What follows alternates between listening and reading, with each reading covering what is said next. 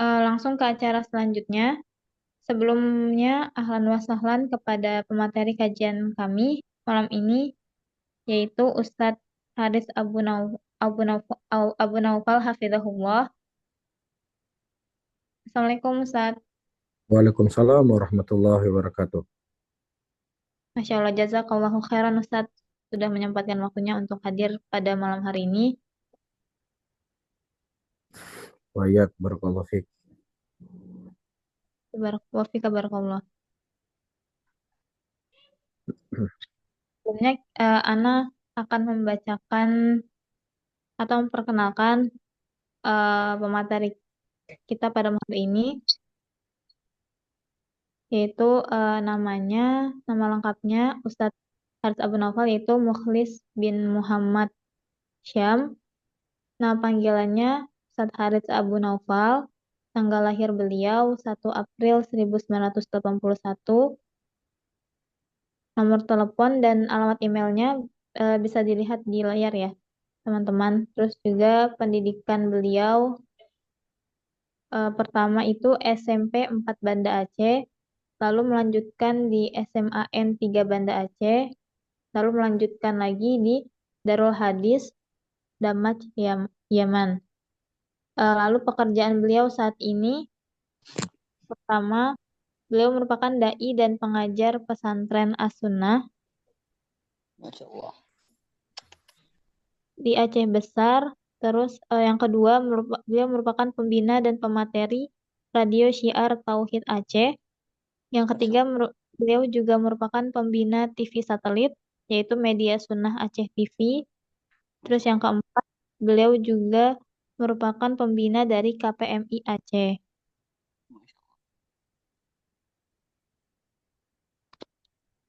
Nah, lalu beliau juga pernah belajar dan mulazamah kepada masyayikh. Nah, guru yang pernah beliau menimba ilmu kepada guru-gurunya di Yaman. Pertama ada Syekh Abdurrahman Al-Adni rahimahullah, yaitu mudir Darul Hadis Fiyus Yamen. Yemen. Yang kedua Syekh Abdul Wahab Al-Wusobi rahimahullah. Yang ketiga Syekh Muhammad Al-Imam mudir Darul Hadis Ma'bar Yamen. Yang keempat Syekh Utsman As-Salimi mudir Darul Hadis Damar Yemen. 5. Syekh Abdul Aziz Al-Burai, mudir Darul Hadis Mafraq Hubeish Yaman. Yang keenam, Syekh Muhammad As-Sumali, Son'a Yaman.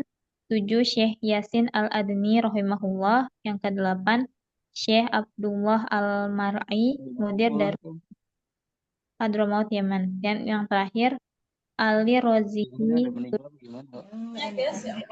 Mana? Nah, ini nggak pakai.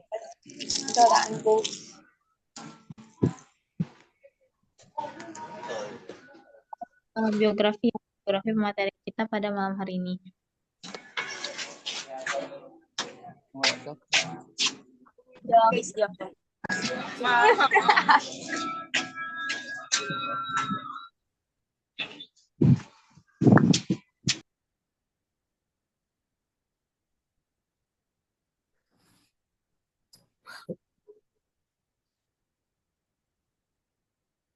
Nah, selanjutnya ke acara selanjutnya, tanpa berlama-lama lagi ya, kita kan sudah kenal dengan pemateri kita pada malam hari ini. Langsung ke acara selanjutnya, yaitu acara inti kami pada malam hari ini, yaitu pemaparan materi mengenai pentingnya menjaga konsisten dalam menjalankan rukun Islam. Ya, kepada Ustadz Haris Abu Naufal, kami persilakan waktu dan tempatnya. Apa dulu Ustadz? Baik, jazakallahu khairan. Bismillahirrahmanirrahim. Assalamualaikum warahmatullahi wabarakatuh.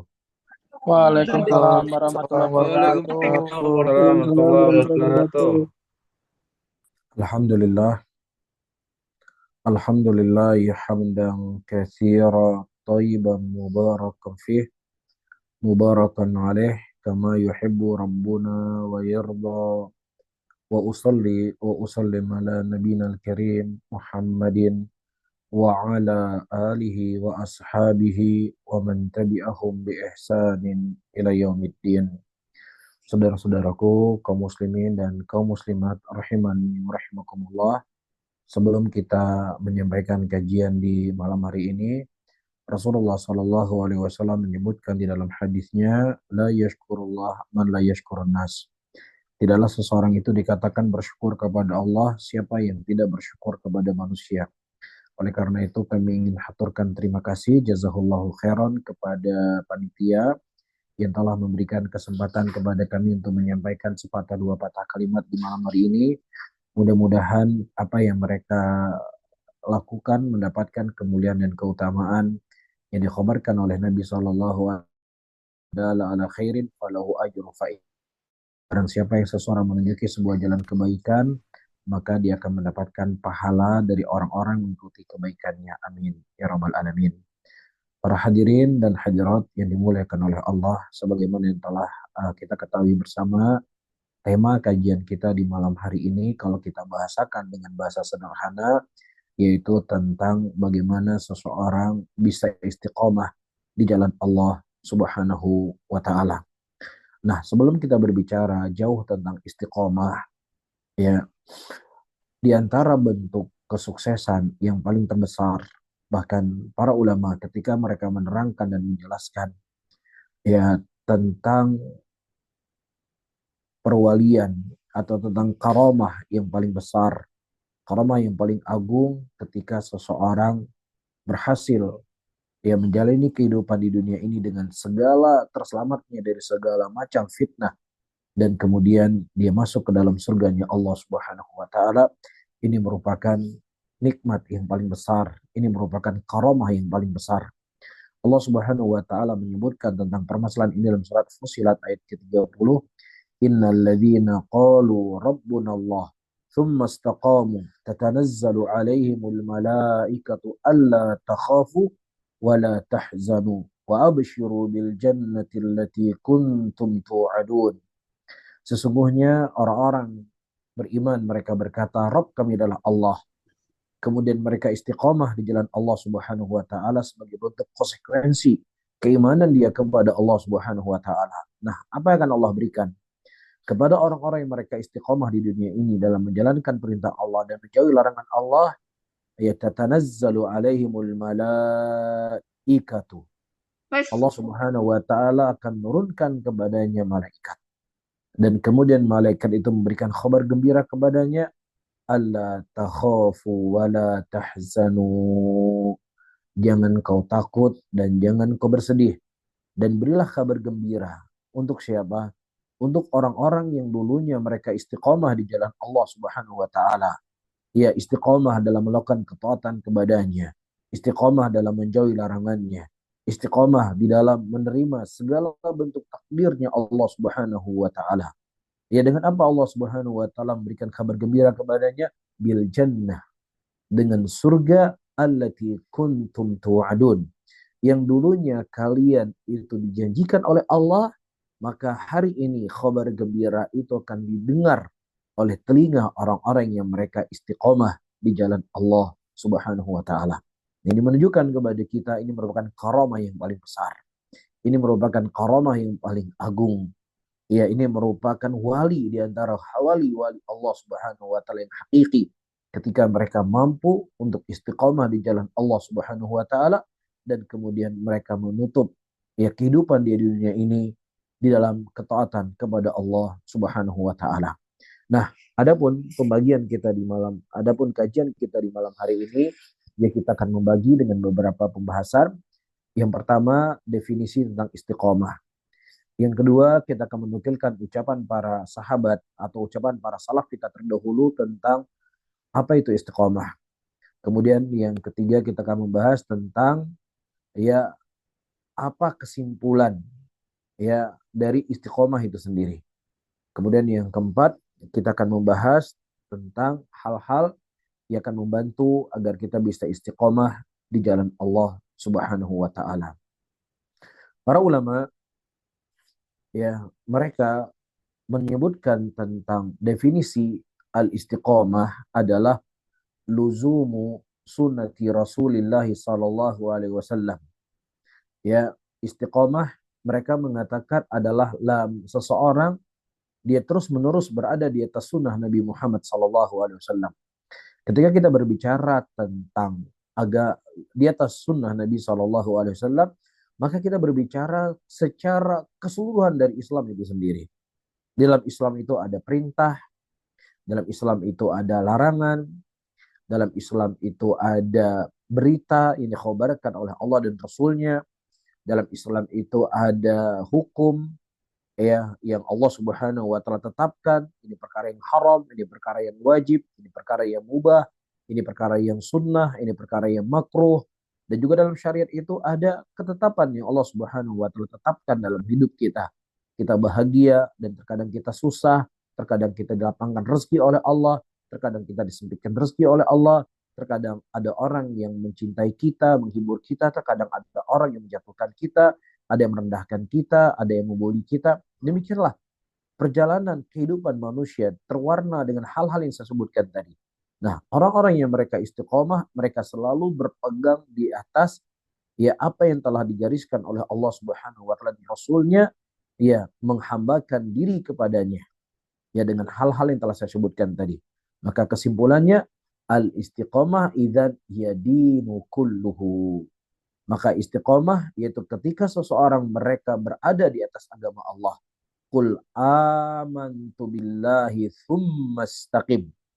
Ya, dia berkata aku beriman kepada Allah, dan konsekuensi daripada iman kepada Allah dan iman kepada Rasul, apakah cukup? Seseorang mengaku dia beriman kepada Allah, dia cukup mengaku beriman kepada Rasul? Tidak cukup. Sampai dia istiqomah dari ucapan keimanannya. Ketika dia beriman kepada Allah, berarti dia mengimani seluruh apa yang Allah perintahkan. Ketika dia beriman kepada Allah, berarti dia mengimani seluruh apa yang Allah Subhanahu wa taala larang. Nah, ketika dia berkata beriman kepada Allah, berarti dia mengimani seluruh apa yang Allah Subhanahu wa taala takdirkan dalam kehidupannya, baik ataukah jelek, lapang ataukah sempit, susah ataukah senang. Ya, semua itu merupakan takdir dari takdirnya Allah Subhanahu wa taala. Maka orang-orang yang mereka mengaku beriman kepada Allah, maka pasti mereka akan istiqomah di jalan itu semuanya. Maka disebutkan oleh Syekh di sini, Rasulullah Shallallahu Alaihi Wasallam dari hadis yang saya baca tadi, tidak mencukupkan seseorang hanya mengucapkan saya beriman kepada Allah dengan lisannya saja. Wa innama amruhu ayyastaqima ala hadzal iman. Innama amarahu ayyastaqima ala hadzal iman. Hanya saja Nabi Shallallahu Alaihi Wasallam memerintahkan kepadanya untuk istiqomah di atas iman tadi. Baik. Nah kemudian karena waktu kita sempit dan pembahasan kita panjang, kita ingin membaca beberapa ucapan para sahabat Nabi Shallallahu Alaihi Wasallam dan ulama yang datang setelahnya, apa itu istiqomah. Ditanyakan kepada Abu Bakar As-Siddiq radhiyallahu taala anhu, anil istiqomah, tentang apa itu istiqomah, beliau berkata, alla tusyrika billahi syai'an. Ya, dengan engkau tidak menyekutukan Allah dengan sesuatu apapun. Dengan engkau mentauhidkan Allah, jauh dari syirik kecil atau jauh dari syirik besar, maka disitulah orang-orang mereka istiqomah di jalan Allah Subhanahu wa taala. Dan juga ternukilkan dari Umar bin Khattab radhiyallahu taala anhu, beliau berkata, al istiqamah an tastaqima 'alal umuri wan nahyi, 'alal amri wan nahyi. Al istiqamah adalah seseorang dia berada di atas perintah Allah dan berada di atas jalan menjauhi larangan Allah Subhanahu wa taala dan berulang ke kanan. Terkadang taat, kadang maksiat, kadang sering tiba-tiba pergi ke masjid, kadang-kadang rajin kajian, tiba-tiba kadang-kadang sering ke film, ya kadang ke tempat yang diharam oleh Allah, jadi nggak pernah stabil. Ya kalau bulan Ramadan, masya Allah, ya taatnya luar biasa. Selesai bulan Ramadan, ya yang dipegang bukan lagi apa yang dia pegang di bulan Ramadan. Ya di bulan Ramadan dia nggak pernah ghibah, di luar bulan Ramadan sering ghibah. Iya, di dalam bulan Ramadan semangat beribadah di masjid, beribadah, sholat. Ya selesai Ramadan, dia meninggalkan itu semuanya. Ini bukan orang istiqomah. Menurut definisinya Umar bin Khattab. Tetapi orang istiqomah, kata Umar bin Khattab, dia berusaha untuk menjalankan apa yang Allah perintahkan, terkhusus daripada rukun-rukun Islamnya. Dan kemudian dia meninggalkan apa yang dilarangkan oleh Allah. Dia tidak seperti ular yang terkadang ke kiri, terkadang ke kanan. Dan juga ternukilkan dari Ali bin Abi Thalib radhiyallahu taala anhu, beliau mengatakan apa itu istiqomah? Istiqomah bi annaha adaul faraid.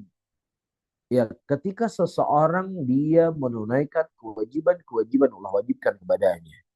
Dia istiqomah dalam sholatnya, dia istiqomah dalam puasa, dalam membayar zakatnya, dia istiqomah ya di dalam hajinya, ya dalam arti kata dia melakukan ibadah haji ketika dia mampu, dia istiqomah di dalam menerima takdir-takdirnya Allah Subhanahu wa taala, dia istiqomah di atas meninggalkan apa yang dilarang oleh Allah Subhanahu wa taala. Itulah bentuk dari al-istiqomah.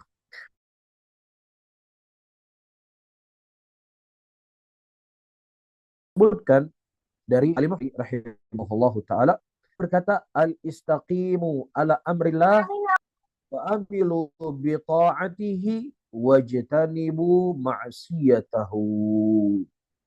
Istiqamah adalah dengan engkau menjalankan perintah Allah dan mengamalkan ketaatan kepadanya dan menjauhi bermaksiat kepada Allah Subhanahu wa taala. Itu istiqamah.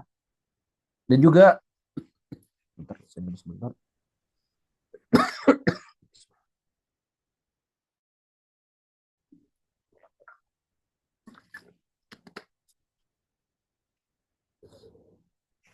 Baik. Dan juga disebutkan oleh Sufyan bin Said al-Thawri rahimahullah tentang apa itu istiqamah. Beliau berkata, al-istiqamah al-amalu, seseorang itu berbuat, seseorang itu beramal sesuai dengan ucapan.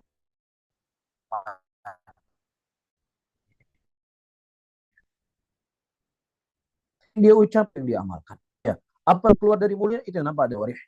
Itu istiqamah. Baik. Kemudian kata Imam Al-Wahhab rahimahullah ta'ala, ya janganlah salah seorang di antara kalian itu punya semangat dalam memperbanyak amalan. Iya. Akan tetapi yang paling terpenting, yang kalian harus semangat adalah amalan itu harus benar, harus baik. Ya walaupun sedikit, nggak ada masalah. Iya, tetapi dia memperhatikan rukun-rukunnya, memperhatikan syarat-syaratnya, memperhatikan kewajiban-kewajibannya, ya memperhatikan keindahan yang dalam sholat tersebut. Fa'innal abda qad yusalli wa ya'sillah.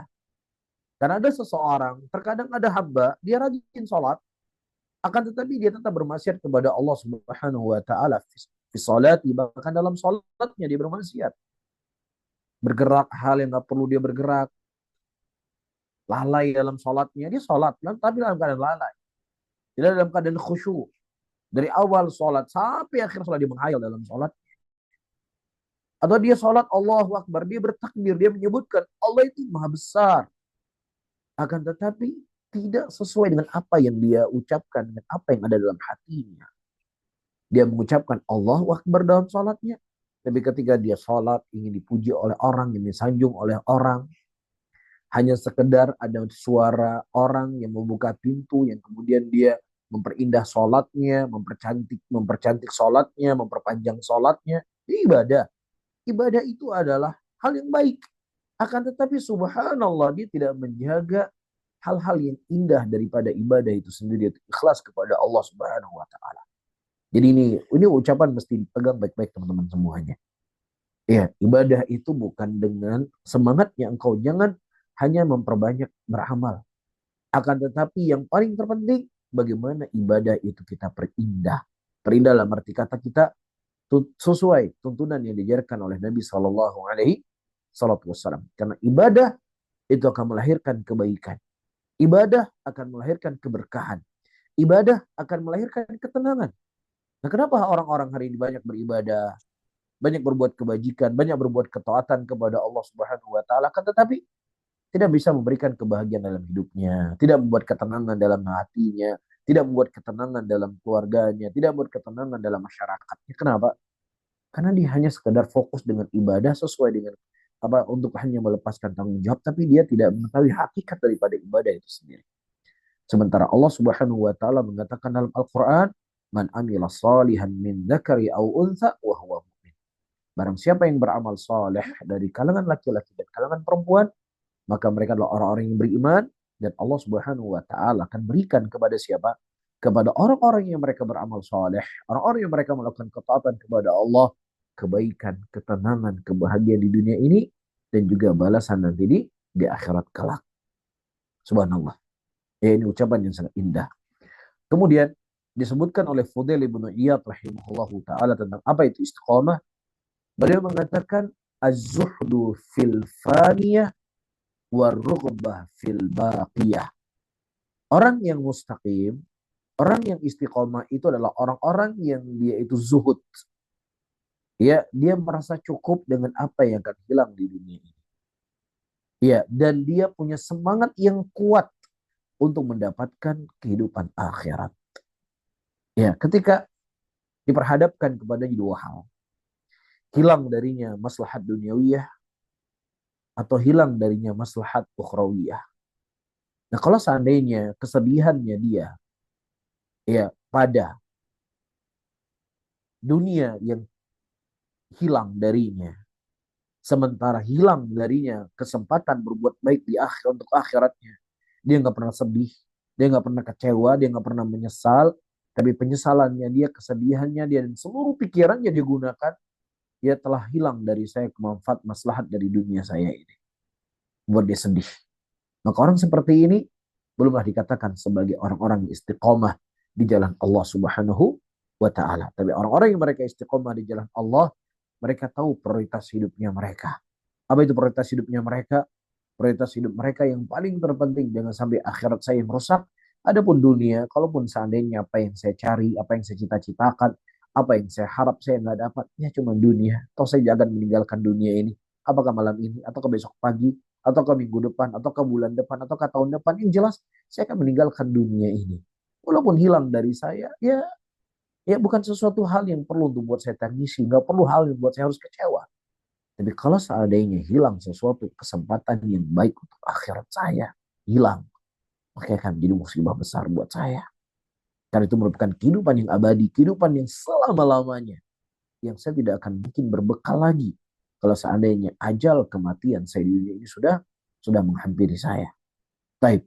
Kemudian disebutkan juga di sini para hadirin dan hadirat yang dimuliakan oleh Allah Subhanahu wa taala, di antaranya disebutkan oleh Syekhul Islam Ibnu Taimiyah rahimahullahu taala, dan sudah saya singgung tadi awal kajian, a'dhamul karamah luzumul istiqamah. Ya, hal yang paling besar dari karamah atau dari kekeramatan, yaitu ketika seseorang senantiasa istiqamah di jalan Allah Subhanahu wa taala. Para hadirin dan hadirat yang dimuliakan oleh Allah, dari hal yang saya sebutkan di atas, maka ada beberapa kesimpulan yang bisa kita petik. Pertama, tanda-tanda orang-orang yang mereka istiqamah, al-imanu shadiq billahi azza wa jalla. Akan tertanam pada dirinya iman yang jujur kepada Allah Subhanahu wa taala. Iman yang jujur kepada Nabi Muhammad sallallahu alaihi salatu wassalam.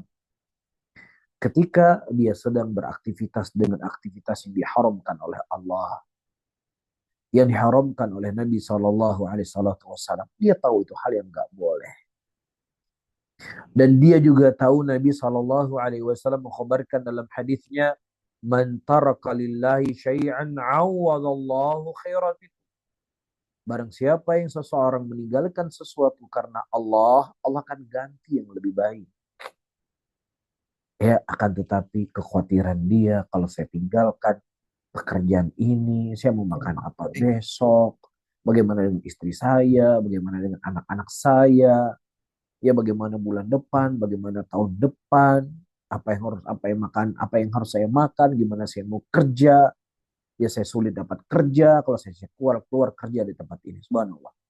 Dan disinilah kita diuji oleh Allah Subhanahu wa taala. Sejauh mana kepercayaan kita, kejujuran iman kita dengan apa yang dikhabarkan oleh Nabi sallallahu alaihi wasallam, "Man taraka lillahi syai'an, awwadallahu khairan minhu." Barang siapa yang meninggalkan sesuatu karena Allah, Allah akan ganti yang lebih baik. Ya kalau seandainya hari ini kita istiqomah, nggak ada yang rugi dari dunia kita, nggak ada yang rugi dari hobinya kita, nggak ada yang rusak dari pekerjaannya kita. Hal yang biasa. Itu hal yang biasa, hal yang wajar. Akan tetapi kejujuran iman seseorang ketika dia diuji dan dicoba oleh Allah Subhanahu wa taala, siap nggak dia berkorban untuk Allah dari dirinya? Siap nggak dia berkorban dari harta yang dia punya? Siap nggak dia berkorban dari penghasilan dia yang punya? Siap nggak dia berkorban dari hobi yang dia tekuni? Makanya Allah Subhanahu wa taala menguji iman para sahabat Nabi Shallallahu alaihi wasallam. Ketika mereka sudah tidak mampu lagi menjalankan agamanya di kota Mekah. Dan puncaknya Nabi SAW diusir dari kota Mekah. Kemudian Allah Subhanahu wa taala memerintahkan kaum muslimin untuk berhijrah dari kota Mekah ke kota Madinah. Ini butuh keimanan teman-teman semuanya. Bukan hal yang mudah mereka meninggalkan kampung halamannya. Meninggalkan hartanya, meninggalkan rumahnya, meninggalkan kekayaannya, meninggalkan kebunnya, meninggalkan rumahnya, meninggalkan keluarganya, mendatangi sebuah negeri yang cuacanya kalau musim panas super panas, kalau musim dingin super dingin, pekerjaan yang gak jelas, kerja apa, ya rumahnya juga gak punya, ya tinggal di negeri yang asing, tidak ada orang yang dikenal, tapi subhanallah. Ya para sahabat Nabi SAW membuktikan keimanan mereka. Apa yang dijanjikan oleh Allah, apa yang dijanjikan oleh Nabi Muhammad SAW, tidak ada keraguan sedikit pun dalam hati mereka. Nah inilah yang perlu untuk kita contohkan dalam hidup kita. Dari bentuk konsekuensi istiqomahnya seseorang, al-imanu sadiq billahi azza wa jalla. Iman yang jujur kepada Allah Subhanahu wa ta'ala. Dan kemudian yang kedua, al-ittiba'ul kamil wal iqtida'u tam bi sunnati Rasulillah sallallahu alaihi wasallam. Mengikuti dengan dan mengikuti dengan keseluruhan sunnah Nabi Muhammad sallallahu alaihi wasallam dalam kehidupannya. Tapi ini sudah kita singgung tadi, disebutkan oleh Fudail bin Iyad rahimahullahu taala ketika beliau mendatangkan firman Allah, khalaqal mauta wal hayata liyabluwakum ayyukum ahsanu amala. Allah Subhanahu wa taala yang menciptakan kematian dan kehidupan. Yang kemudian Allah Subhanahu wa taala menguji siapa di antara kalian yang paling baik amalannya. Siapa di antara kalian yang paling bagus ya ketaatannya. Kemudian kata beliau, qala akhlasuhu wa aswabahu. Bahwasanya amalan yang paling baik adalah amalan yang paling ikhlas dan amalan yang paling benar. Kemudian ditanyakan kepada beliau, wahai imam, apa itu amalan yang paling ikhlas dan amalan yang paling benar? Kemudian beliau berkata, ayyakuna al-amalu khalisan liwalillahi azza wa jalla wa muwafiqan li sunnati rasulih sallallahu alaihi wasallam. Seseorang beramal mengharapkan wajahnya Allah Subhanahu wa taala dan sesuai dengan tuntunan yang diajarkan oleh Nabi sallallahu alaihi wasallam. Yaitu orang-orang yang disebut dengan istiqomah. Jadi teman-teman semuanya harus memeriksa kembali ketaatan yang kita lakukan sekarang ini, ibadah yang kita lakukan sekarang ini, sudah sesuai belum dengan perintah Allah? Sudah sesuai belum dengan tuntunan yang diajarkan oleh Nabi SAW? Karena sebuah amalan yang tidak benar, ya, yang tidak ikhlas, nggak akan diterima oleh Allah. Ya, tidak akan diterima. Karena amalan diterima itu adalah amalan yang sesuai dengan tuntunan diajarkan oleh Nabi Dan yang kedua harus ikhlas kepada Allah Subhanahu wa taala. Jadi di sini konteksnya kita tidak hanya berbicara ibadah, ibadah, tapi konteksnya kita berbicara ibadah yang sudah sesuai belum dengan tuntunan diajarkan oleh Nabi SAW ataukah tidak. Kemudian kesimpulan yang ketiga dari hal yang kita bahas tadi tentang al-istiqomah adalah ada wajibat. Dia adalah orang-orang yang menunaikan kewajiban-kewajiban yang diwajibkan oleh Allah kepadanya. Dan menunaikan kewajiban bukan hanya sekedar melepaskan tanggung jawab dia melakukan kewajiban, tetapi dia menunaikan kewajiban itu dengan kebahagiaan, dengan keridhaan, dengan kelapangan hati. Bahwasanya ibadah adalah sesuatu hal yang lezat yang Allah berikan kepada saya. Ibadah ia adalah sesuatu yang Allah Subhanahu wa taala hadiahkan kepada saya dengan hadiah yang sangat agung. Terkhusus apa? Salat misalnya. Al-Imam Ibnu Qayyim rahimahullahu taala dalam kitab beliau Asrarus Salah, rahasia-rahasianya salat, beliau menyebutkan bahasanya salat itu bagaikan kebun. Ya, bagaikan kebun. Teman-teman, terkhusus yang tinggal di Jakarta. Ya, itu ke puncak mungkin sudah cukup sering pergi ke puncak. Dan dia tahu konsekuensi pergi ke puncak itu macet. Macet parah. Tahu dia konsekuensinya. Tapi kenapa dia mau berjuang untuk bisa ke puncak? Ada apa sih di puncak? Kenapa orang begitu tenang ketika berada di puncak? Karena di situ banyak pohon-pohonan, udaranya sejuk, gunung, dia melihat buah-buahan, dia melihat air sungai mengalir. Sehingga ya berapapun biaya, waktu yang dia butuhkan untuk pergi ke puncak, dia tetap akan melakukannya. Karena ada ketenangan dalam hatinya. Nah, buat orang-orang yang beriman, ya, buat orang-orang yang mukhlisin, buat orang-orang yang mustaqim secara hakikatnya, ketika dia bertakbir, Allahu Akbar, ya, ibaratnya bahkan lebih lezat. Dia seperti dalam sebuah taman. Ya, dia akan betah di dalamnya. Dia akan nikmati sekali sholatnya. Ya, dia akan menikmati dari rukunya, dan menikmati dari sujudnya, dia menikmati dari bacaan-bacaannya, dia menikmati doa yang dia baca dalam sujudnya. Ya, begitu juga dia menikmati ketika duduk di antara dua ruku, di antara dua sujud. Dia menikmati i'tidalnya, semuanya dia nikmati. Dan Allah Subhanahu wa taala menjadikan ibadah dalam sholat itu berbeda-beda satu dengan yang lain. Dan bagi orang-orang yang mustaqim, orang-orang istiqomah di jalan Allah Subhanahu wa taala, dari setiap gerakan itu merupakan kelezatan untuk hati. Kita belum berbicara ibadah yang lain. Ya, kita masih berbicara kewajiban yang Allah wajibkan kepada kita satu hari satu malam 5 kali sholat ini. Udah belum sholat itu menjadi seperti taman buat kita? Seperti penghibur lara dalam kehidupan kita. Dan segala permasalahan kehidupan bisa selesai dengan sholat kita. Bukankah Allah mengatakan wasta'inu bis sabri was salat? Minta tolonglah engkau kepada Allah dengan sholat dan kesabaran.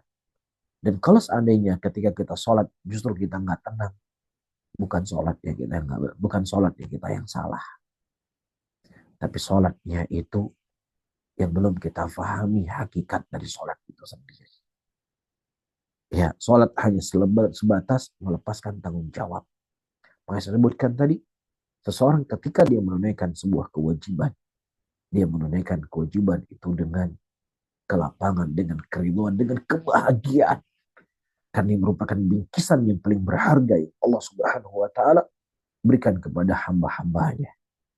Tapi kemudian selanjutnya, kesimpulan selanjutnya dari bentuk-bentuk atau dari tanda-tanda orang istiqomah adalah al-intiha anil muharramat wal makruhat. Dia menjauhi dari perbuatan-perbuatan yang diharamkan oleh Allah dan perbuatan-perbuatan yang dibenci oleh Allah Subhanahu wa taala. Baik. Kemudian yang kelima, al-iktsar aminan nawafil wa tatawu'at. Ya, dia memperbanyak dari perbuatan-perbuatan amalan-amalan nawafil dan amalan-amalan sunnah. Ya, sebagaimana Rasulullah mengatakan dalam hadis qudsi, la yazalu abdi yataqarrabu ilayya bin nawafil. Ya, tidaklah terus-menerus seorang hamba yang dia mendekatkan diriku dan mendekatkan kepadaku dengan nawafil, ya sampai aku mencintainya. Dan ketika aku mencintainya, maka aku akan menjadi pendengarannya, seterusnya dari hadis qudsi yang disebutkan oleh Allah Subhanahu wa taala. Nah, kemudian selanjutnya tanda-tanda orang-orang mereka istiqomah bukanlah dia sekarang taat, banyak beribadah, 2 hari 3 hari hilang. Ya, nanti muncul 5 bulan lagi. Ada masalah lagi, semangat lagi. Ada masalah dalam hidupnya, ada masalah dengan kerjaannya, ada masalah dengan temannya, ada masalah dengan masa hidupnya, mulai taat lagi. Nanti dapat bahagia, ya mulai jauh lagi. Maka ini bukan orang istiqomah. Tapi orang istiqomah kata Syekh, al-mudawamah ala a'malil khair. Dia terus menerus dalam kebajikan. Apakah dia sedang ada masalah, dia nggak punya masalah. Ya, dia terus menerus dalam kebajikan. Ya, sampai-sampai Nabi SAW mengatakan, amalan yang paling dicintai oleh Allah Subhanahu wa taala, amalan yang dilakukan secara terus-menerus. Bahkan Aisyah radhiyallahu taala anha mengkhabarkan amalan Nabi SAW, kata beliau, ketika Nabi beramal, maka Nabi SAW akan terus-menerus berbuat amalan tersebut. Kemudian selanjutnya, teman-teman semuanya, para hadirin dan hadirat yang dimuliakan oleh Allah, ya, at-tawassut wal i'tidal fa khairul umur al-wasat. Ya, tawassut dia di tengah-tengah. Ya, dalam berbuat kebajikan itu di tengah-tengah. Ya, dan sebaik-baik perkara adalah tengahnya, kata Nabi sallallahu alaihi wasallam. Ya, tidak ada orang terkadang ketika lagi semangat-semangatnya dia mulai baru berhijrah, mulai mendengar kajian, itu kan kadang-kadang semangatnya berlebihan. Ya, semangatnya terlalu berlebihan, nggak terkontrol. Akhirnya ketika kesemangatan hilang bukan disertai dengan ilmu, akhirnya Pak, akhirnya dia kembali bahkan lebih parah lagi sebelum dia istiqomah di jalan Allah Subhanahu wa taala. Jadi sesuatu itu harus di tengah-tengah. Nggak boleh berlebihan karena Islam nggak mencintai sikap yang berlebihan. Tapi kemudian selanjutnya, para hadirin dan hadirat yang dimuliakan oleh Allah, dari bentuk istiqomah atau kesimpulan orang istiqomah adalah hifzul jawarih, dia menjaga badannya, tidak mengambil hak orang, ya, tidak melihat apa yang tidak boleh untuk dia lihat, dan juga dia mengunci lisannya. Lisannya tidak gunakan untuk ghibah, lisan tidak gunakan untuk namimah, lisan untuk tidak membuka rahasia orang, atau lain sebagainya. Itu orang yang tanda-tanda orang-orang itu istiqomah. Yang kemudian selanjutnya dia berusaha untuk terus-menerus memperbaiki dirinya. Allah Subhanahu wa taala mengatakan qad aflaha man zakkaha. Sungguh telah sukses orang-orang yang mereka mensucikan dirinya. Ya waqad khaba man dassaha, dan sungguh telah celaka orang-orang yang dia mengotori dari jiwanya. Kemudian selanjutnya al-ijtihad fi taatillahi azza wa jalla. Dia bersemangat untuk melakukan ketaatan kepada Allah Subhanahu wa taala untuk mendapatkan keridhaan Allah Subhanahu wa taala, dan tentunya Allah Subhanahu wa taala tidak membebani hambanya kecuali apa yang membuat hambanya itu mampu untuk melakukannya. Kemudian para hadirin dan hadirat yang dimuliakan oleh Allah Subhanahu wa taala, poin selanjutnya, ya, dari pintu mana atau dari hal apa yang kita mesti istiqomah di jalan Allah Subhanahu wa taala. Tapi yang paling asas dan yang paling terpenting, bahkan yang paling pondasi, seseorang itu istiqomah di atas akidah yang sahihah. Karena sholatnya, puasanya, hajinya, zakatnya, akhlaknya tidak akan bermanfaat kalau seandainya dia nggak punya asas yang kuat, itu akidah yang sahihah. Teman-teman semua mungkin tahu di zaman sahabat Nabi Sallallahu Alaihi Wasallam ada sebuah kelompok yang mereka tinggal di sebuah tempat yang bernama Haruriyah. Yang Nabi telah mengkhabarkan ibadahnya sahabat itu nggak ada apa-apanya dengan ibadahnya mereka. Sholatnya sahabat nggak ada apa-apanya dengan sholat mereka. Puasanya sahabat nggak ada apa-apanya dengan puasanya mereka. Zuhudnya mereka luar biasa. Ya mereka mencintai akhirat, dunia itu dipandang hina di mata mereka. Subhanallah ibadahnya. Akan tetapi subhanallah ketika mereka tidak memiliki akidah yang sahihah, tidak punya fondasi yang kuat dalam agamanya, maka Rasulullah mengkhabarkan haula'i kilabun nar. Mereka itu anjing-anjing neraka, kata Nabi SAW. Ya, bahkan Nabi mengatakan sebaik-baik orang yang membunuh adalah membunuh mereka. Dan sebaik-baik orang yang dibunuh oleh mereka. Sebuah kelompok yang bernama Khawarij. Ya, apa salahnya orang Khawarij? Dalam keadaan mereka semangat sholatnya, semangat puasanya, zuhudnya luar biasa. Salahnya mereka karena mereka tidak istiqomah di atas akidah yang sahihah. Ya, jadi berada di atas akidah sahihah ini hal yang paling terpenting di dalam keistiqomahan seseorang di jalan Allah Subhanahu wa taala. Kata Syekh di sini harus daripada istiqomah di atas akidah yang sahihah. Akidah itu adalah iman kepada Allah Azza wa Jalla, mentauhidkan Allah Subhanahu wa taala dengan segala bentuk-bentuk ketauhidannya. Apa itu tauhid ar-rububiyah, apakah tauhid uluhiyah, atau tauhid asma wa sifat. Dan istiqomah di atas akidah yang dimaksudkan adalah iman, ucapan, dan amalannya sesuai dengan apa yang telah datang dari Allah Subhanahu wa taala dan apa yang datang dari Nabi Muhammad sallallahu alaihi wasallam. Dan yang kedua, di antara bentuk istiqomah, apa yang seseorang harus istiqomah di atasnya? Jadi kita sudah menyebutkan memperbanyak ibadah. Nah, ibadahnya adalah ibadah yang sesuai dengan tuntunan diajarkan oleh Nabi sallallahu alaihi wasallam dan menjauhi segala bentuk kebid'ahan. Ya, meninggalkan segala bentuk kebid'ahan. Karena bid'ah atau amalan yang tidak dicontohkan oleh Nabi Shallallahu Alaihi Wasallam, sebanyak apapun amalan tersebut, maka akan ditolak, tidak diterima oleh Allah Subhanahu Wa Taala. Siapa kamu mengatakan ibadah orang tidak diterima? Iya, kita bukan siapa-siapa. Kita manusia seperti orang lain juga manusia. Akan tetapi Nabi Shallallahu Alaihi Wasallam mengkhabarkan dalam hadisnya, "Man amila amalan laisa alaihi amruna fawarat." Barang siapa yang seseorang beramal dengan sebuah amalan yang tidak ada contohnya dari amalan kami, maka amalan tersebut tertolak, kata Nabi Shallallahu Alaihi Wasallam. Taib. Dan selanjutnya, ya istiqomah fi janibis suluk. Ya, istiqomah di atas jalan. Jalan apa yang diinginkan adalah jalannya Nabi Muhammad Shallallahu Alaihi Wasallam. Ya, berjalan di atas jalannya para salaf. Berjalan di atas jalannya para sahabat Nabi Shallallahu Alaihi Wasallam. Berjalan di atas jalannya para tabi'in. Berjalan di atas jalannya para tabi'ut tabi'in. Ya, jangan seseorang berjalan di atas jalan orang-orang yang menyimpang dari ajaran Allah Subhanahu wa taala. Saya melihat ada satu potongan video ya. Ada seorang laki-laki ya yang cukup lumayan terkenal ya. Kemudian tiba-tiba dengan rambutnya panjang nggak terurus. Dia mualaf, katanya dia masuk Islam, berjalan berbulan-bulan nggak pakai sendal. Katanya ingin mencari Allah. Ya, subhanallah. Ini niat yang baik itu sesuatu yang kita apresiasi dengannya.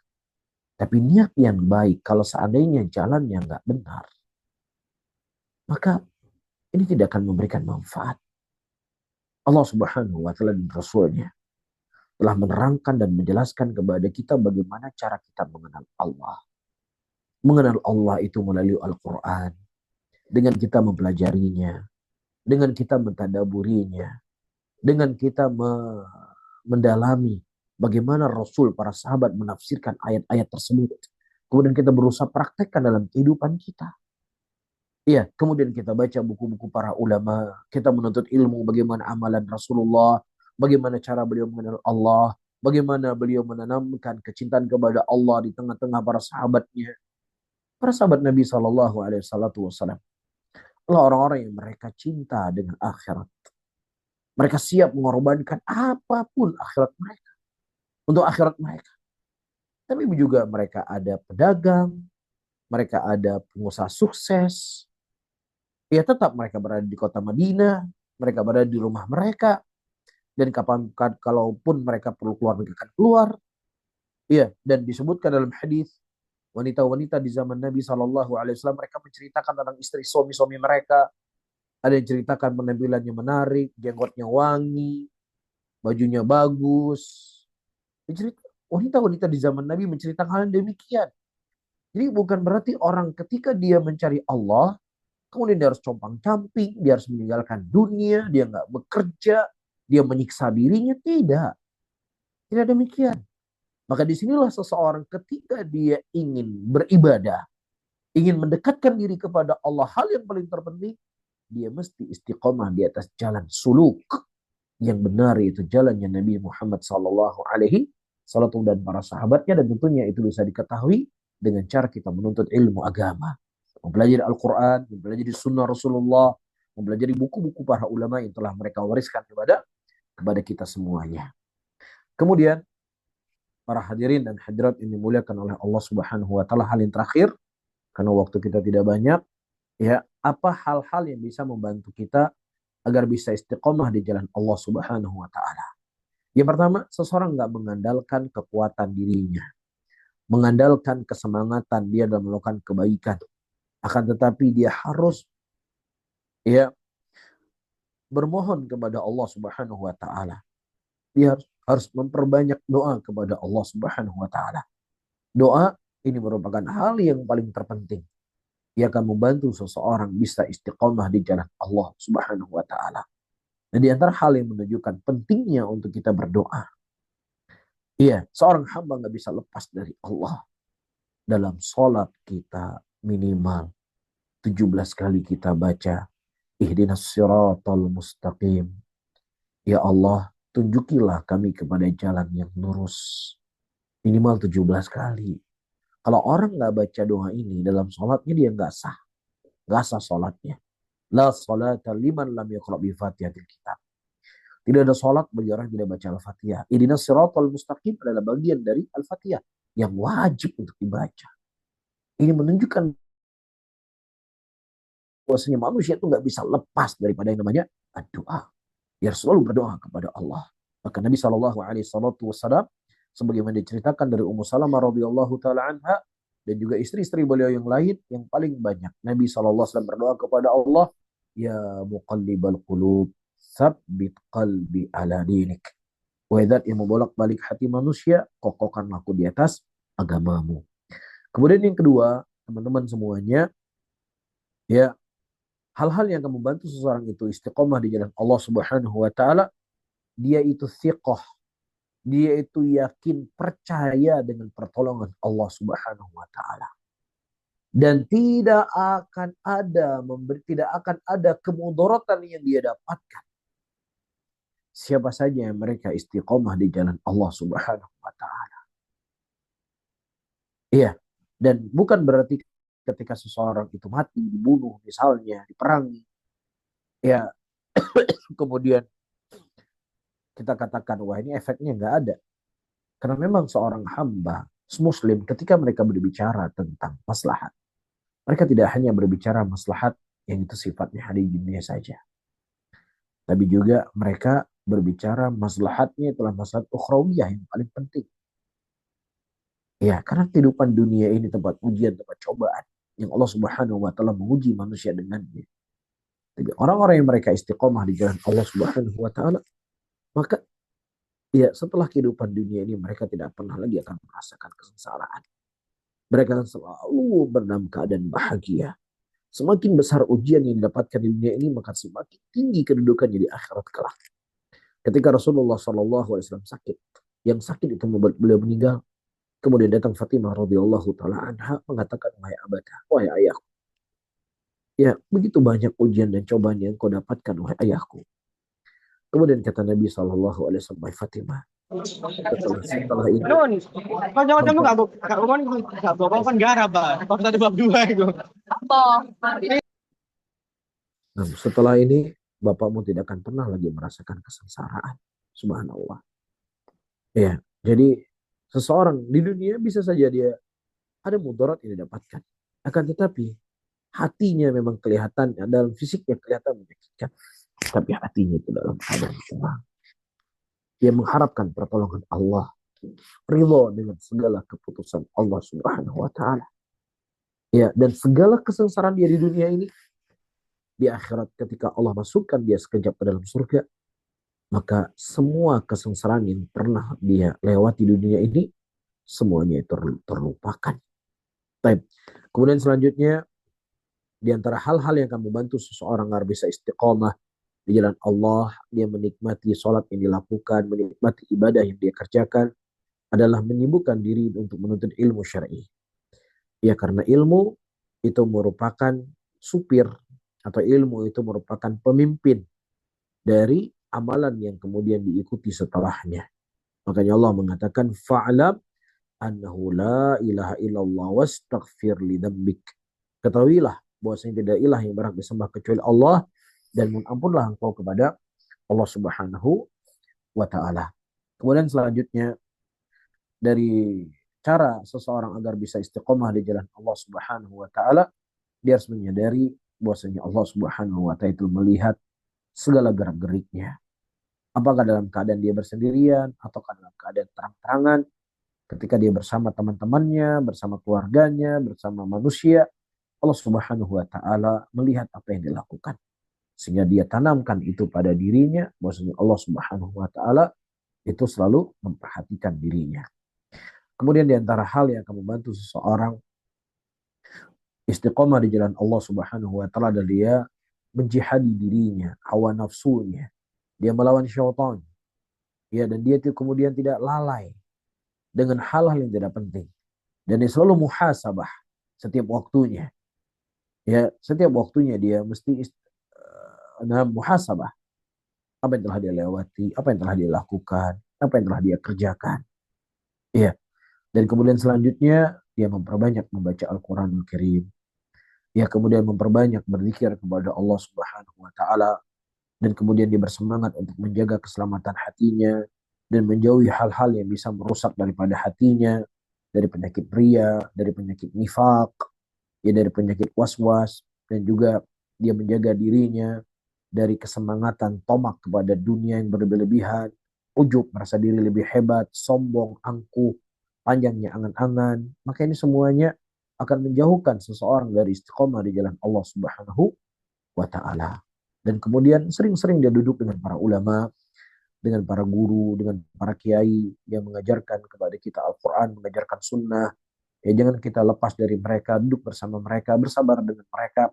Sebagaimana Allah Subhanahu wa taala sebutkan, wasbir nafsaka ma'alladzina yad'una rabbahum bil ghadati wal 'ashi yuriduna wajhahu wa la ta'du 'ainaka 'anhum. Bersabarlah engkau dengan orang selalu dengan Allah siang dan malam, dan jangan pernah engkau berpaling dari mereka. Dan juga di antara hal yang membantu kita untuk istiqomah, kita mempelajari sirah-sirah kehidupan para nabi, sirah-sirah kehidupan Rasul sallallahu alaihi wasallam, ya, dan juga para sahabat Nabi. Ini juga akan sangat membantu kita agar bisa istiqomah di jalan Allah Subhanahu wa taala. Dan juga yang paling terpentingnya juga untuk kita bersemangat mencari teman-teman yang baik, teman-teman yang selalu mendukung dan memberikan motivasi bagi kita untuk akhirat kita, untuk ketaatan kita, dan mengingatkan kita ketika kita berbuat dosa, mengingatkan kita ketika kita berbuat kesalahan.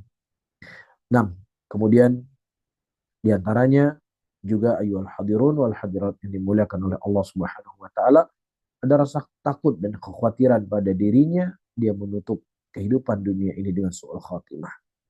Ada rasa kekhawatiran, ada rasa takut, ada rasa ya hal yang bagaimana kalau seandainya saya mati dalam keadaan su'ul khatimah. Ada kepikiran dalam hatinya. Maka kepikiran itu akan selalu menjaga dia agar istiqomah di jalan Allah Subhanahu wa taala. Wallahu taala alam bisawab. Mungkin ini bisa saya sampaikan di kajian malam hari ini. Mudah-mudahan bermanfaat untuk saya sendiri dan juga kepada teman-teman semuanya. Dan dari waktu yang tersisa mungkin kita akan jawab beberapa pertanyaan sebatas kemampuan yang saya ketahui, dan saya tidak dibebani oleh Allah apa yang saya tidak ketahui. Barakallahu fikum.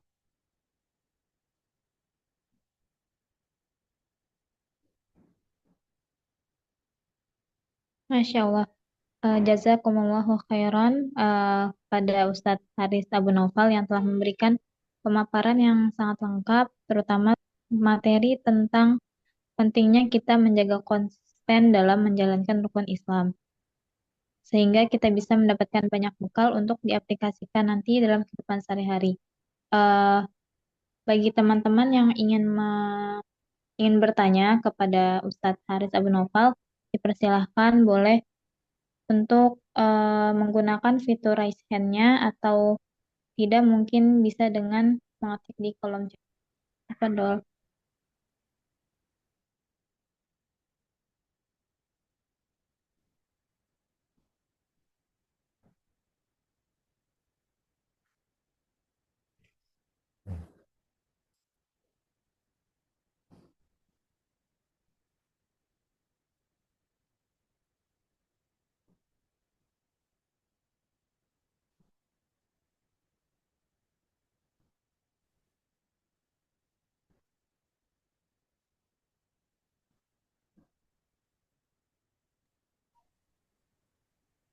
Boleh kepada Ukhti Elah Nurlailah ya yang ingin bertanya, boleh diaktifkan mikrofonnya.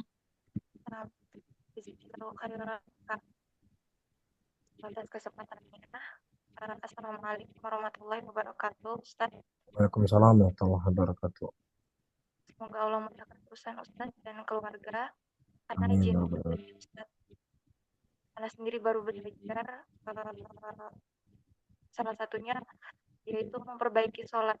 Bagaimana ya Ustaz kiat-kiat agar kita itu khusyuk dalam sholat? Seperti yang Ustaz sampaikan, agar kita itu mendapatkan kelezatan dalam beribadah. Syukur Ustaz. Jazakallahu khairan. Baik, Masya Allah. Nah, pertanyaan yang sangat bagus sekali. Pertama, para hadirin dan hadirat perlu kita ketahui bahwasannya sholat itu merupakan awal pertama kali akan diperiksa oleh Allah Subhanahu wa Ta'ala kelak di yaumul qiyamah. Yang apabila sholatnya baik, maka akan baik seluruh ibadahnya. Jadi kalau seandainya sholatnya saja gagal, maka dikhawatirkan ibadah-ibadah yang lainnya juga akan ikut gagal. Ya, ini menunjukkan kepada kita akan besarnya dan agungnya dari sholat itu sendiri. Nah kemudian, ya bagaimana cara agar kita bisa khusyuk di dalam sholat itu sendiri. Pertama, kita harus memahami dengan jelas, memahami secara mendalam apa itu sholat. Sholat adalah interaksi antara hamba dengan zat yang dia cintai. Itu Allah Subhanahu wa Ta'ala. Seseorang manusia, ketika dia mencintai manusia yang lainnya, istrinya, anaknya, ya orang tuanya, ibunya, ayahnya, dia tidak ingin lepas dari orang-orang yang dicintai tersebut. Dia akan rindu, dia ingin selalu bersamanya, dia ingin selalu berkumpul dengannya. Ya, sulit dia biar bisa berlepas. Ya, apalagi misalnya ada yang meninggal, mungkin akan selalu terngiang-ngiang orang yang dicintai. Nah, seorang hamba ketika dia mencintai Allah, maka harus lebih kecintaan dia kepada Allah dibandingkan kecintaan dia kepada manusia. Nah, kalau dengan manusia yang dia cintai dia begitu betah, maka seharusnya dengan Allah Subhanahu wa Ta'ala kita harus lebih betah. Kita harus mengetahui hakikat daripada sholat itulah interaksi kita dengan Allah Subhanahu wa Ta'ala. Ini harus kita dalami. Ini harus benar-benar kita tanamkan dalam hati kita ketika kita bertakbir. Allahu Akbar. Kita bertakbir. Ya, berarti ketika kita sudah mulai bacaan-bacaan, kita sedang berinteraksi dengan Allah yang menciptakan kita. Ya. Nah, kalau seandainya ada seseorang, dia menghayal sesuatu yang gak baik. Kalau seandainya sesuatu yang gak baik itu yang dia khayalkan itu didengar oleh teman, didengar oleh orang di sampingnya, malu gak dia kira-kira? Dia akan malu. Karena dia menghayal sesuatu yang gak baik. Dia akan malu kalau seandainya apa yang ada dalam hatinya diketahui oleh orang di sekitarnya. Jangan sampai ketahuan. Dan sadarkah kita? Allah Subhanahu wa Ta'ala mengetahui apa yang ada dalam hati kita, apa yang terbesit dalam hati kita. Apalagi dalam sholatnya kita. Tapi kita masih banyak melakukan menghayal hal-hal yang sangat memalukan dalam sholat kita. Nah inilah yang perlu untuk kita pahami apa hakikat daripada sholat itu sendiri. Dan kemudian selanjutnya apa hal yang membuat kita bisa khusyuk dalam sholat kita setelah kita memahami hakikat daripada sholat itu sendiri. Kemudian selanjutnya kita mempersiapkan waktu untuk sholat.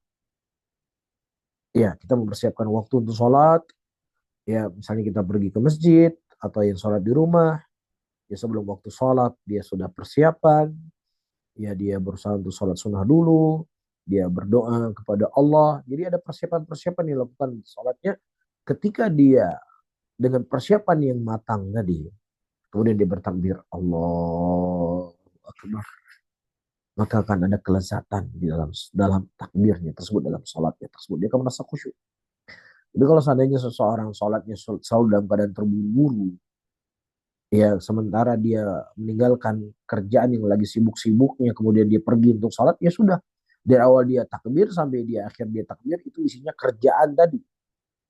Nah, sebelum waktu sholat tiba, kita bereskan dulu semuanya. Kita pinggirkan dulu semua pekerjaan kita. Ya, kosongkan waktu sesaat antara waktu sholat kita dengan waktu kita berhenti bekerja. Harus ada waktu, limit waktu yang dikosongkan di situ. Ya, persiapkan untuk sholat. Kemudian selanjutnya kita mengetahui apa isi-isi bacaan yang kita baca dalam sholat. Allahu Akbar, apa artinya? Sami Allahu liman hamidah, apa artinya? Allahu Akbar, ya subhana rabbil a'la wa bihamdihi, apa artinya? At-tahiyatu lillah, apa artinya? Kita berusaha untuk membaca, ya memahami makna-makna daripada yang bacaan yang kita baca, maka insya Allah ini juga akan membantu kita untuk sholat. Di sana ada satu kitab yang telah saya isyaratkan tadi, Asrarus Shalah, miliknya Ibnu Qayyim rahimahullah ta'ala. Adalah kitab yang sangat indah dan mungkin bisa dijadikan rujukan dan kita bacaan yang mudah-mudahan bisa membantu kita untuk bisa lebih khusyuk dalam sholatnya kita. Wallahu a'lam bishawab.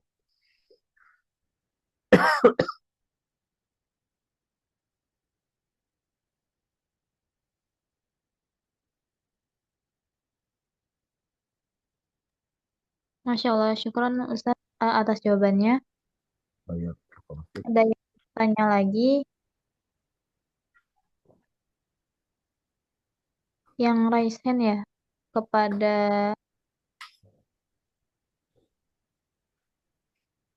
Akhi Muhammad Abdurrahman Hilmi, boleh diaktifkan mikrofonnya.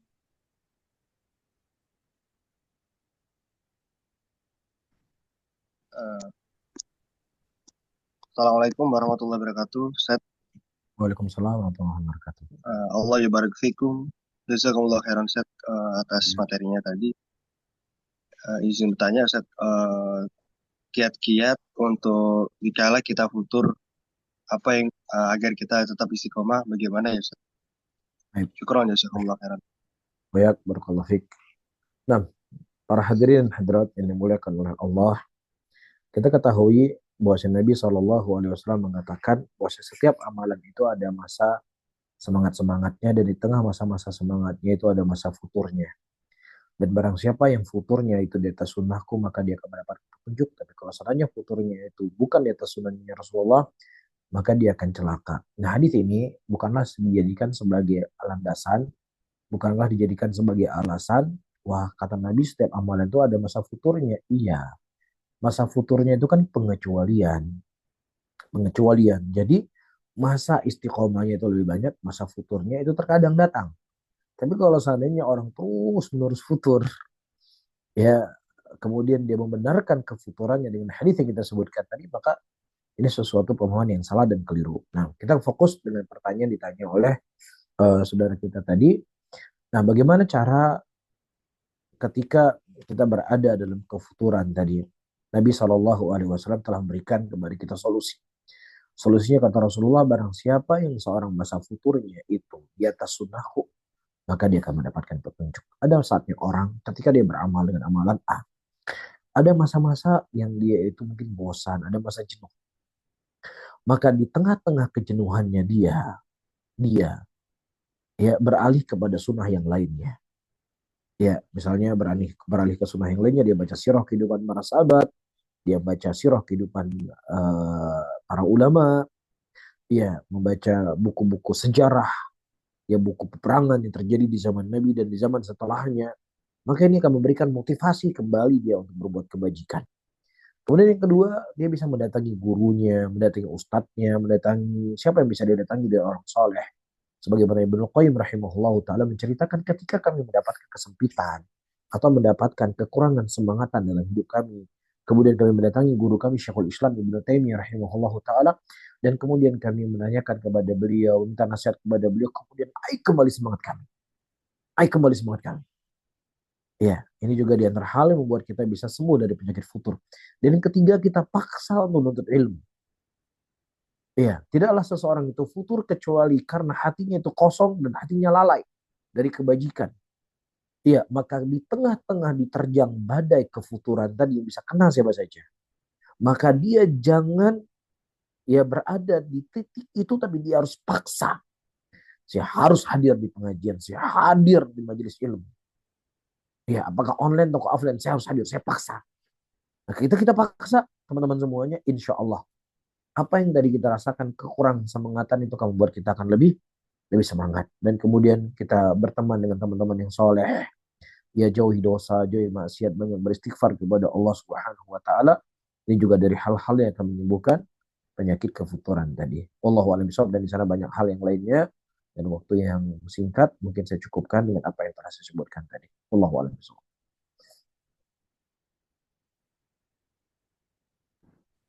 Masya Allah, jazakumullahu khairan Ustaz. Wa iyyakum Eh, barakallahu fiik. ada yang bertanya lagi Ustaz di kolom chat. Anda bacakan ya Ustaz ya. Nah, silakan. Bismillah, izin bertanya Ustaz, saya tertarik dengan pembahasan singkat terkait bid'ah tadi. Di Indonesia, kita sudah familiar dengan perayaan hari kelahiran Rasulullah SAW dengan mengadakan berbagai kegiatan, seperti mengadakan pengajian. Saya pernah membaca suatu artikel bahwasanya kegiatan seperti ini tidak pernah dicontohkan oleh para ulama yang merupakan panutan agama sekalipun. Apakah hal ini bisa dinilai hukumnya sebagai bid'ah?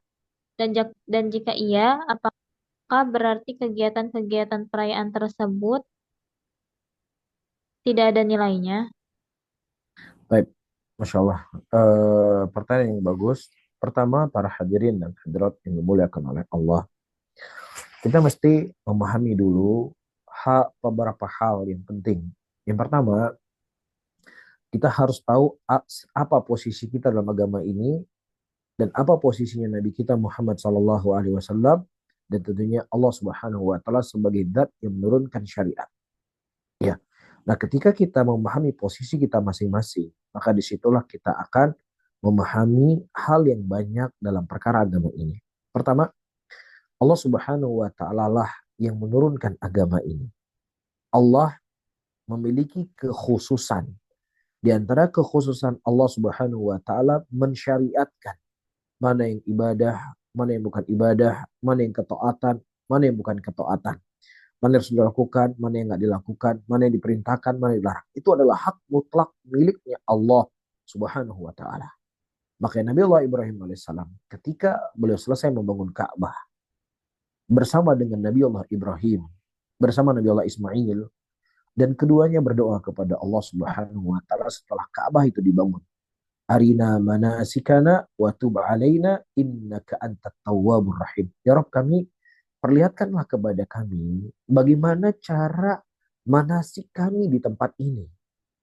Mereka sudah membangun Ka'bah. Yang mereka adalah Khalilullah. Nabi Ibrahim Khalilullah. Ismail anaknya Khalilullah. Rasulnya Allah. Nah, Rasulnya Allah ketika selesai membangun Ka'bah, mereka tidak membuat sendiri ibadahnya, tawafnya begini, ini tidak. Tapi mereka meminta petunjuk kepada Allah Subhanahu wa Ta'ala. Ajarkan kepada kami bagaimana cara kami melakukan manhasik ibadah di sini.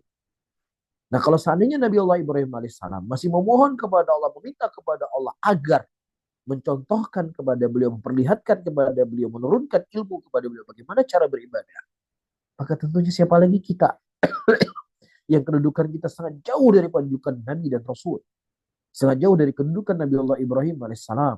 Ya, maka tentunya kita lebih nggak punya hak dalam agama ini kecuali hanya sekedar mengikuti.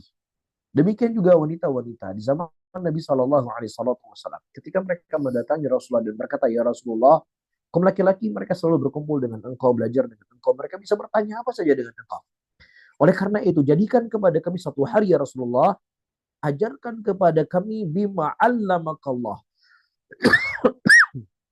Ajarkan kepada kami ya Rasulullah apa yang telah Allah ajarkan kepadamu. Di Rasulullah Shallallahu Alaihi Wasallam sebagai Rasulnya Allah, itu pun ketika beliau mengajarkan sesuatu kepada kita, itu adalah sesuatu yang datang dari Allah Subhanahu wa Ta'ala. Maka dalam beberapa kesempatan Nabi SAW ketika ditanya oleh para sahabatnya, beliau itu diam. Iya, beliau tidak menjawab. Dan diamnya Nabi SAW, kata para ulama, menunggu datangnya wahyu yang turun kepada beliau. Ya, jadi posisi kedudukannya Rasulullah dalam agama ini adalah menyampaikan apa yang datang dari Allah. Allah menyampaikan ini, Allah memerintahkan ini, Allah melarang ini. Ya udah, itu yang diperintahkan kepada kita, itu yang dilarang oleh kita kepada kita, dan itu yang dicontohkan kepada kita.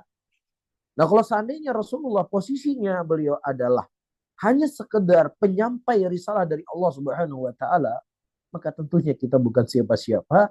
Kita dalam agama ini cuman sekedar mengikuti. Demikian kata Imam Zuhri rahimahullah, Allahil bayat wa ala rasul balak wa alaina taslim. Allah yang menjelaskan agama ini, Rasul yang menurunkan kepada kita, dan kita hanya sekedar mengikuti. Cuman terkadang manusia itu tergiring ya dengan permasalahan, ini kan baik, ini kan bagus, ini kan ini dan ini. Maka ya ini baik, ini bagus, para hadirin dan hadirat, ini menurut siapa? Ya. Dan kedua, ini baik, ini bagus, itu bukanlah menunjukkan bahwasanya itu sebuah kebenaran. Saya sebutkan contoh. Para hadirin dan hadirat dimuliakan oleh Allah. Contohnya cukup sering saya contohkan. Jadi misalnya kita di Indonesia ini kan kalau nunggu haji kan sampai puluhan tahun, 40 tahun, ada 50 tahun, ada 90 tahun ya. Tergantung provinsinya. Jadi saya punya ide, ya untuk 10 tahun ke depan kita nggak usah pergi haji ke Mekah. Kita buat haji di Indonesia. Nah kalau ongkos haji 50 juta, kita buat korting lah ya, diskon. Jadi cuma 20 juta. Diambil dari masyarakat, dari jemaah haji 30 juta, yang 10 jutanya itu dikumpulkan di Baitul Mal Muslimin. Ya, dan 10 juta setiap tahun itu ada jemaah haji Indonesia 200.000 orang. 200.000 orang kali 10 juta itu sudah berapa triliun atau berapa ratus miliar. Kalau dikali 10 tahun sudah berapa uang terkumpulkan, insya Allah. Dengan uang tersebut, ya 10 tahun ke depan tidak ada lagi orang miskin di Indonesia. Kita bantu dengan uang tersebut. Dan jamaah haji tinggal kita buat Ka'bahnya, kita buat Arafahnya, kita buat Minanya, kita buat Muzdalifahnya. Ide saya bagus atau enggak? Kalau kita berbicara bagus, bagus sekali idenya. Bagus. Tapi apakah boleh? Enggak boleh. Enggak boleh orang itu haji di Indonesia seniat apapun, sebagus apapun niatnya kamu. Kenapa? Karena ibadah haji telah ditentukan oleh Allah tempatnya, waktunya, semua telah ditentukan. Dan penentuan ibadah itu bukan hanya sekedar haji saja, tapi semua ibadah-ibadah yang lainnya semua telah diterangkan dan dijelaskan sejelas-jelasnya oleh Nabi kita Shallallahu Alaihi Wasallam. Makanya Imam Malik rahimahullah, beliau pernah berkata ketika beliau membawa firman Allah, Al-yawma akmaltu lakum dinakum wa atmamtu alaikum ni'mati wa raditu lakumul Islam madinah. Kata beliau, ya barang siapa yang seseorang menambah-nambah atau mengurangi sesuatu yang ada dalam agama ini, setelah diturunkan kesempurnaan agama kepada Nabi Muhammad SAW, maka dikhawatirkan secara tidak langsung dia telah menuduh Nabi SAW telah berkhianat dan belum menyampaikan syariat yang sempurna, sehingga butuh ditambah-tambah dan butuh untuk dikurang-kurangi. Nah, secara spesifik sekarang kita tinggal lihat apakah Rasulullah SAW dan para sahabatnya, para sahabat Abu Bakar, Umar, Utsman dan Ali, yang mereka adalah orang-orang yang paling mencintai Nabi Muhammad SAW. Mereka wujudkan rasa cinta mereka kepada Nabi SAW, memperingati peringatan-peringatan tersebut. Kalau memang seandainya tidak ada, ya maka tentunya sebaik-baik petunjuk adalah petunjuk Nabi Muhammad SAW. Sebaik-baik jalan adalah jalannya para sahabat Nabi Muhammad SAW. Nah kalau seandainya ada orang berkata, ya sudah kalau memang semuanya harus ikut Nabi, kamu nggak boleh naik mobil, kamu nggak boleh pakai HP, kamu harus nggak boleh jalan di aspal karena di zaman Nabi nggak ada. kita nggak bahas tentang perkara dunia. Dunia itu antum ada mobil umur duniakum, kata Rasulullah. Masalah dunia kalian lebih tahu tentang urusan dunia kalian. Silakan Anda berinovasi dalam urusan dunia Anda. Kalau hari ini ban mobilnya 4, Anda membuat nggak pakai ban, silahkan, nggak ada masalah. Kalau hari ini ban mobil di bawah, Anda ingin buat ban mobilnya di atas, nggak ada masalah. Silakan Anda berinovasi tentang dunianya Anda. Tapi dalam urusan akhirat itu sudah ada SOP-nya yang nggak boleh diganggu gugat. Nah, Allahu ta'ala alam bisawab. Barakallahu fikum. Jadi kalau memang itu ada hal yang dicontohkan oleh Nabi, kita berusaha bersama-sama kita kerjakan.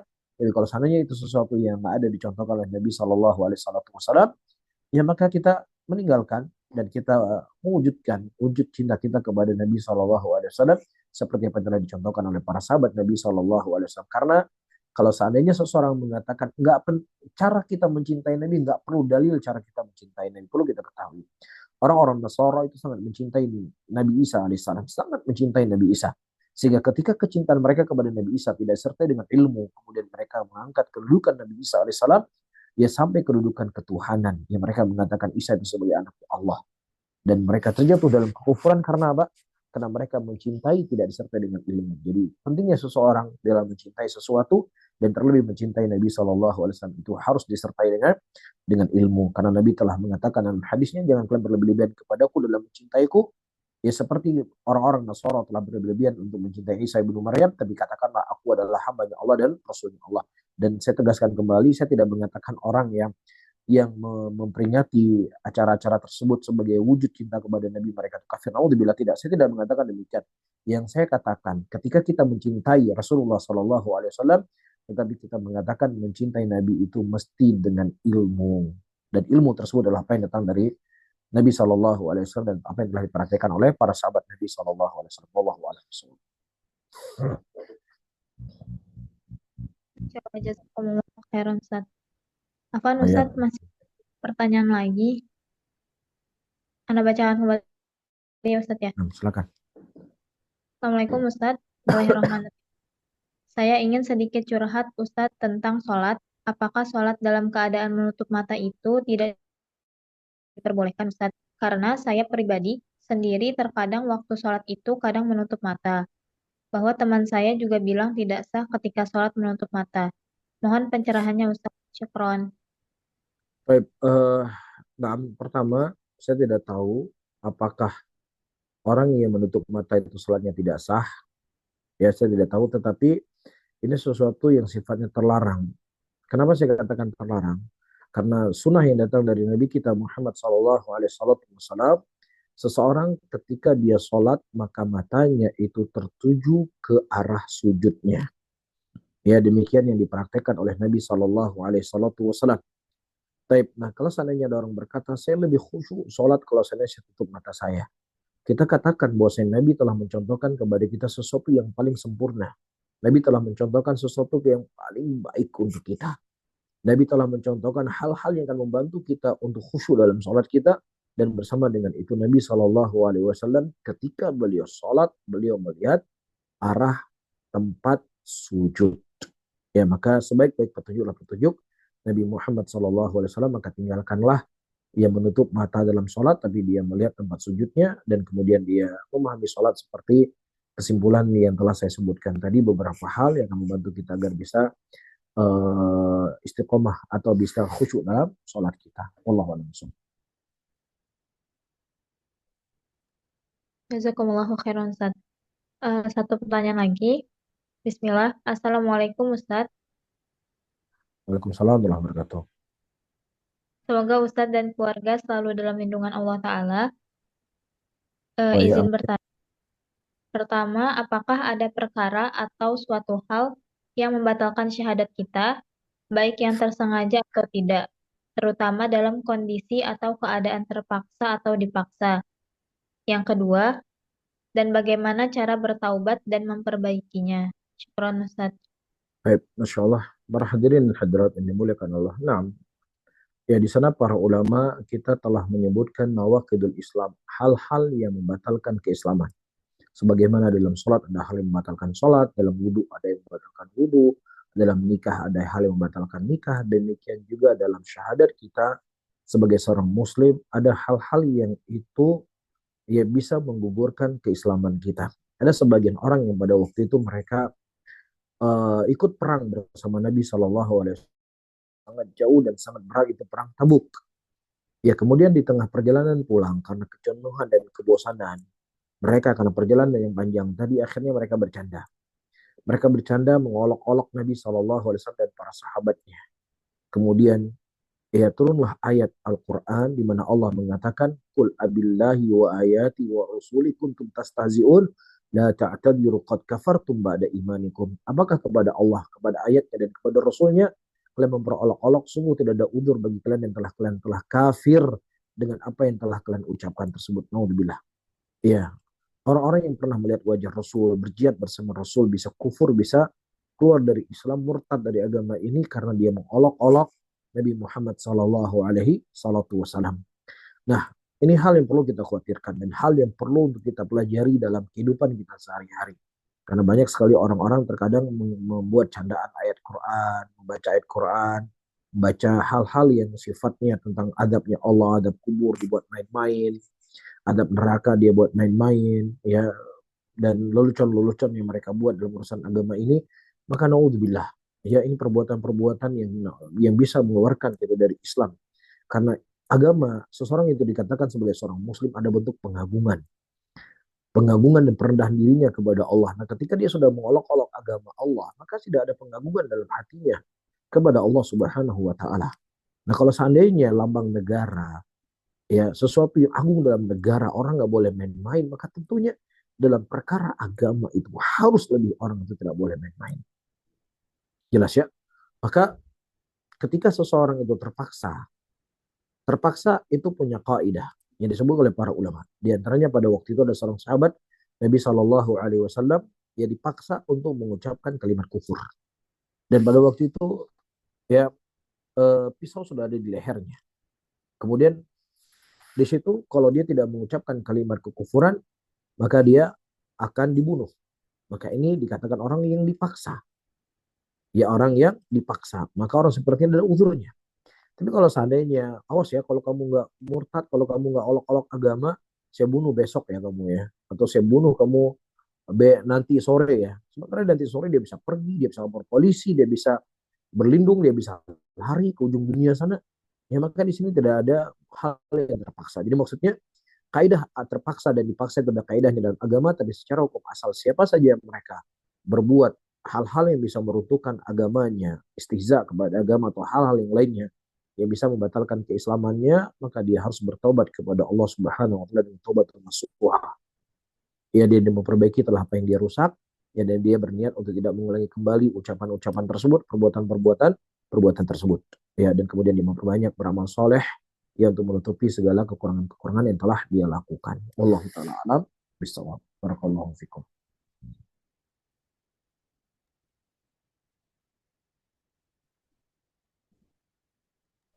Masya Allah, jazakumullah khairan Ustaz. Ya. Apa Ustaz, ternyata ada yang bertanya lagi. Oh ya, terakhir ya. Terakhir kok ya.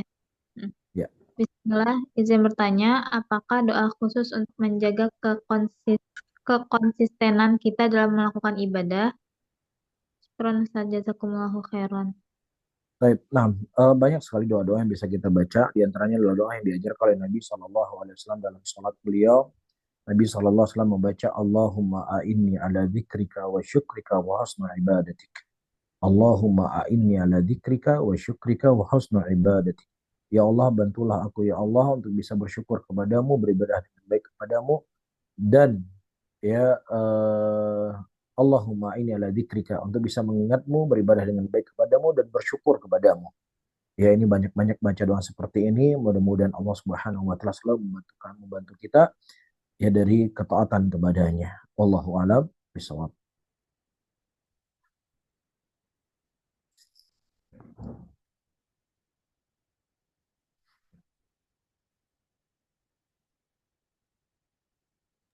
Ya, Masya Allah, jazakumullahu khairan kepada Ustadz Haris Abu Naufal yang telah menjawab beberapa pertanyaan-pertanyaan dari teman-teman kajian Empower Yourself. Semoga apa yang tadi disampaikan dapat bermanfaat untuk kita semua. Dan bagi teman-teman yang belum sempat bertanya kepada Ustadz, ya semoga dapat bertanya lagi di lain kesempatan. Ya. Ya, karena waktu sudah menunjukkan pukul 9 juga. Ana ucapkan syukron jazakumullahu khairan. Ya. Selanjutnya, lanjut ke acara selanjutnya, yaitu setelah sesi tanya jawab adalah pengumuman giveaway. Insya Allah kami akan mengadakan giveaway untuk para peserta, baik ikhwan dan akhwat. Kami memberikan kesempatan sampai besok malam, pukul 8 malam, untuk membuat dan mengirimkan rangkuman terkait seminar malam ini. Ketentuan dan syaratnya, pertama, rangkuman itu boleh dibuat dalam bentuk tulisan, ketikan, ataupun editan di Canva atau aplikasi yang lainnya. Dan yang kedua, lalu share di Instagram dan tag akun Instagram KKN Empower Yourself, dan juga boleh tag akun Ustadz Haris Abu Naufal juga. Insya Allah besok pukul 8:30 malam akan kami umumkan di grup pemenang dari giveaway tersebut.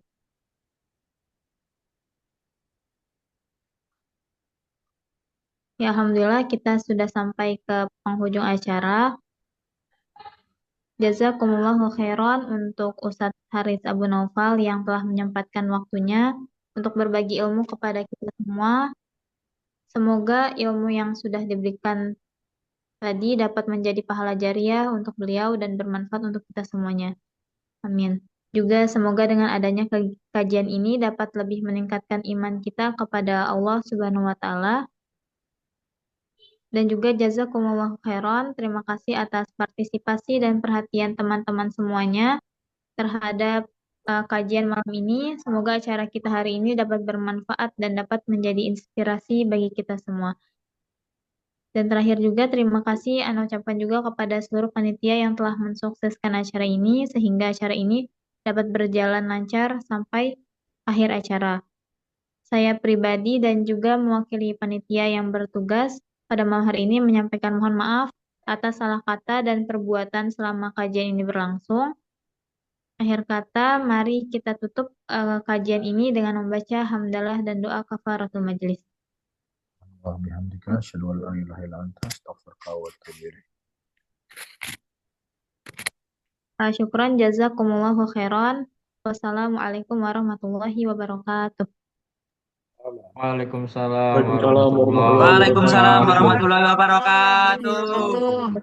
Waalaikumsalam warahmatullahi wabarakatuh. Jazakumullah khairan. Waalaikumsalam. Jazakumullah Ustadz dan panitia. Info mabar. Izin live. Mas Fikri. Maksud. Ya.